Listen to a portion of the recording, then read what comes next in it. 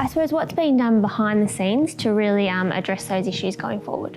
Well, clearly we've looked at every part of our department. It's probably given us an opportunity to really reset, look at every area of our footy club and see where we can get the biggest improvements. There will obviously be some changes within our staff.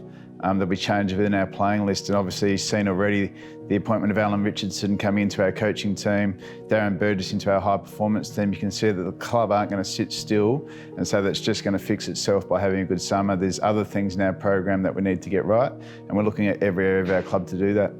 And what impact do you think particularly Alan Richardson and Darren Burgess will have? Yeah, obviously Alan comes from he's a really senior football figure. He's done a lot of roles in coaching. He started in development and has worked his way through a variety of different roles and into a senior coaching position. So he brings a wealth of experience. He brings great perspective to a coaching program. So he's going to really work closely with the coaches about developing them, working with us to really make sure our processes are really aligned and committed to the vision that we're trying to create. So he's going to be a great asset to the club.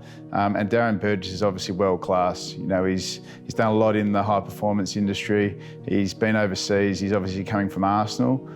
So he's someone that understands football, but he understands what high performance looks like. So they're two areas that we're really focused in on. Players are on break at the moment. When they do roll back into the club for day one of pre-season, what are you really expecting to see? I think the way they come back to pre-season will show us, their real commitment to making amends for this year.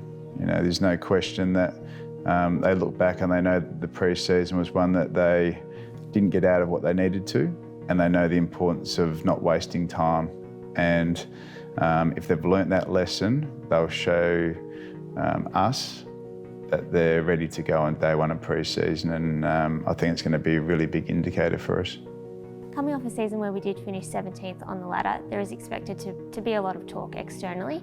How do you think the group will cope with that? Yeah, look, it's going to come down to our actions. We'll be ultimately defined by what we do in 2020.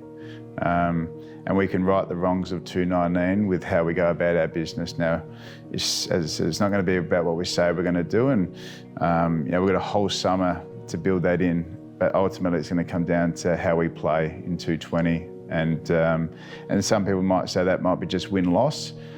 For me, it's not just win-loss. It's actually being a really competitive team all the time and building this club back up to playing some finals footy. Well, looking forward to a big 2020. Thanks, Caitlin.